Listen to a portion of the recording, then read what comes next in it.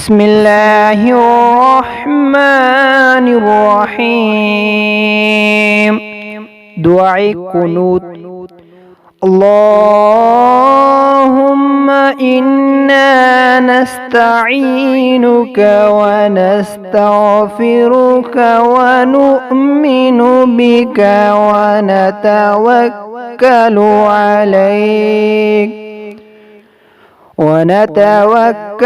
عليك ونثني عليك الخير، ونشكرك ولا نكفرك، ونخلع ونترك من يفجرك.